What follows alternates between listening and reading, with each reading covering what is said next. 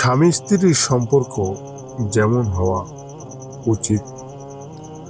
আল্লাহ তাআলা বলেন, হে মানব সমাজ, তোমরা তোমাদের পালনকর্তাকে ভয় করো, যিনি তোমাদেরকে এক ব্যক্তি থেকে সৃষ্টি করেছেন এবং যিনি তার থেকে তার সঙ্গিনীকে অথবা তার স্ত্রী সৃষ্টি করেছেন, আর পৃথিবীতে বিস্তার করেছেন তাদের দুজন থেকে অগণিত পুরুষ ও নারী।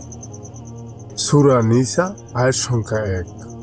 উল্লেখিত আয়াতে কারিমা থেকে বোঝা যায় যে আল্লাহ তাআলা পৃথিবীতে স্বামী স্ত্রীর মাধ্যমেই বংশ বৃদ্ধির ব্যবস্থা করেছেন, আর মানুষের পারস্পরিক সম্পর্কের মধ্যে স্বামী স্ত্রীর সম্পর্ক একটি গুরুত্বপূর্ণ সম্পর্ক এবং তাদের মধ্যকার পারস্পরিক সম্পর্কটাও অত্যন্ত গুরুত্বপূর্ণ।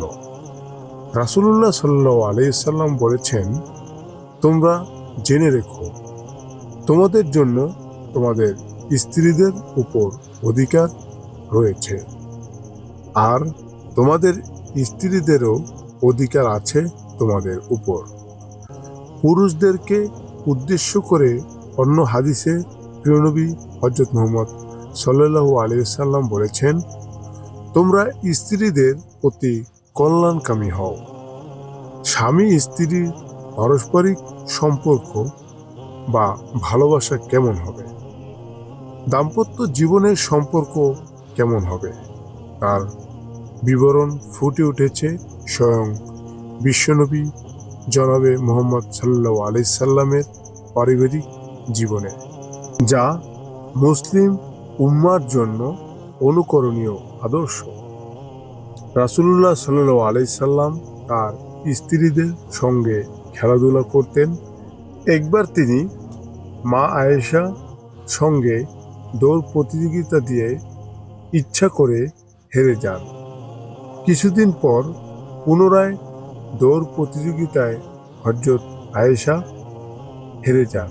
অতঃপর রাসূলুল্লাহ সাল্লাল্লাহু আলাইহি সাল্লাম বললেন, হে আয়েশা, আজ আমি তোমাকে হারিয়ে দিয়েছি, তুমি আমার সঙ্গে পারোনি। এটা হলো প্রথম প্রতিযোগিতায় জিতে যাওয়ার বদলা। বিশ্বনবী হযরত মুহাম্মদ সাল্লাল্লাহু আলাইহি সাল্লাম অনেক সময় স্ত্রীদের সঙ্গে বসে বিভিন্ন ঘটনা, কাহিনী ও অন্যান্য আলোচনা করতেন। এমনকি প্রত্যেক স্ত্রীও বিশ্বনবীকে পালাক্রমে নতুন নতুন কাহিনী শোনাতেন। তখন রাসূলুল্লাহ সাল্লাল্লাহু আলাইহি সাল্লাম আনন্দে উৎফুল্ল হয়ে নিজেও তাদেরকে কাহিনী শোনাতেন এবং কোনো গল্প শোনাতেন। হযরত আয়েশা বলেন, তিনি আমাদের সঙ্গে এমনভাবে হাসতেন, কথা বলতেন ও বসে থাকতেন, আমাদেরই মনে হতো না যে তিনি একজন মহান রাসূল, আল্লাহর প্রেরিত নবী। তিনি কখনোই তার স্ত্রীদের ভর্ৎসনা, তিরস্কার করতেন না এবং তাদের সঙ্গে কটাক্ষ ভাষায় কথা বলতেন না, বরং মায়া মমতায় মন জুড়ানো আকর্ষণীয় কথা বলতেন। তার কথার ভাবভঙ্গিতে স্ত্রীদের মন জুড়িয়ে যেত। বিশ্বনবী স্ত্রীদের কোনো কথা তার মনের বিপরীত হলে তাদের সে কথা থেকে মনোযোগ ফিরিয়ে অন্য চিন্তা করতেন। তিনি স্ত্রীদেরকে অত্যন্ত ভালোবাসতেন, তাদের চুমু দিতেন এবং কখনো কখনো তাদের উরুতে মাথা রেখে শুয়ে বিশ্রাম নিতেন। হযরত আয়েশা পাত্রের যে স্থানে মুখ দিয়ে পানি পান করতেন, বিশ্বনবীও সে স্থানে মুখ দিয়ে পানি পান করতেন। আবার রাসূলুল্লাহ সাল্লাল্লাহু আলাইহি সাল্লাম হাড়ের যে জায়গা থেকে গোশত খাওয়া শুরু করতেন, হযরত আয়েশা হাড়ের ওই জায়গা থেকে গোশত খাওয়া শুরু করতেন। এ থেকেও প্রমাণিত হয় যে বিশ্বনবীর দাম্পত্য জীবনে স্ত্রীদের সঙ্গে কত মধুর সম্পর্ক ছিল। হযরত আয়েশা বলেন, রাসূলুল্লাহ সাল্লাল্লাহু আলাইহি সাল্লাম অত্যন্ত খুশি মনে মুচকি হাসতে হাসতে গৃহে প্রবেশ করতেন এবং দরদ মাখা কণ্ঠে সালাম দিতেন। বিশ্রামের সময় বিছানার ব্যাপারে কোনো দোষ ধরতেন না, এমনকি বিছানা যেভাবে পেতেন তার উপর শুয়ে পড়তেন।